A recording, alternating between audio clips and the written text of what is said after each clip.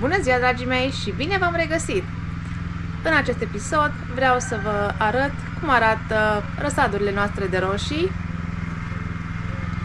O să întorc camera.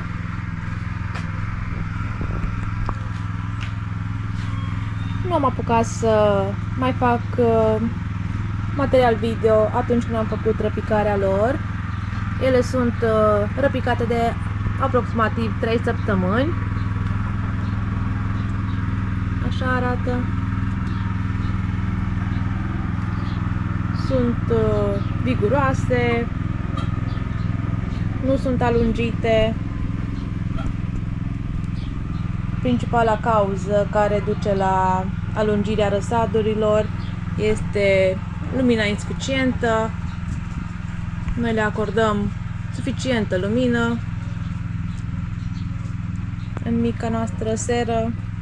Iar dacă nu aveți posibilitatea să asigurați lumina pentru o perioadă optimă pe timpul zilei, vă recomand să montați deasupra lor lămpi speciale pentru plante.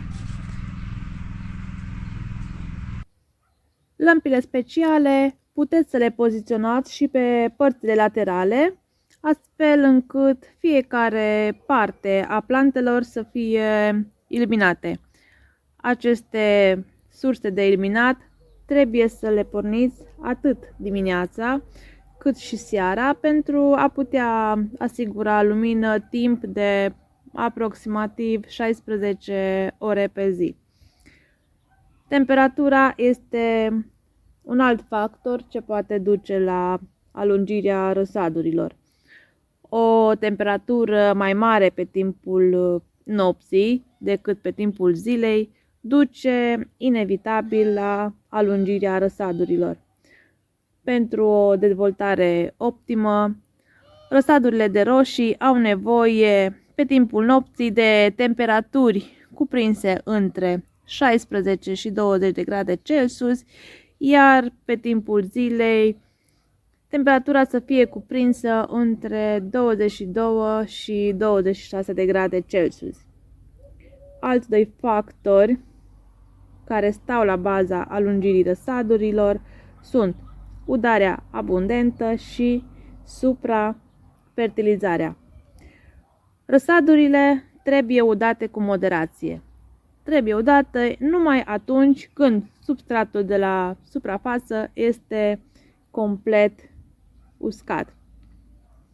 Substratul trebuie să fie umed și nu trebuie să fie ud în permanență. Este o diferență între a fi ud și a fi umed. Iar dacă în sol există o cantitate mare de azot, planta începe să sufere. Frunzele superioare încep să se îndoaie spre interior și cu cât avem mai mult îngrășământ, cu atât frunzele vor fi mai răsucite. De aceea și fertilizările trebuie efectuate în cantități moderate. Un alt motiv pentru care răsadurile se pot alungi este semănatul prea des. Acesta se întâmplă atunci când semințele sunt semănate în răsadnițe comune. Ele fiind foarte dese, se umbresc unele pe altele. De aceea, dacă dumneavoastră ați plantat răsaduri în răsadnițe comune și observați că încep să se alungească, trebuie să le răpicați. Dacă observați că răsadurile dumneavoastră sunt ușor alungite, le puteți planta în recipiente mai adânci și astfel se acoperă cu pământ și o parte din tulpina alungită. Iar pe tulpina acoperită cu pământ vor da rădăcini suplimentare. Și astfel salvați răsadurile dumneavoastră. Cam acestea au fost cauzele alungirii răsadurilor de roșii și soluția salvatoare în cazul în care acestea sunt deja alungite și nu uitați, pentru a avea răsaduri sănătoase, asigurați-le lumină, un sol sănătos, temperatură optimă și udatul să fie moderat.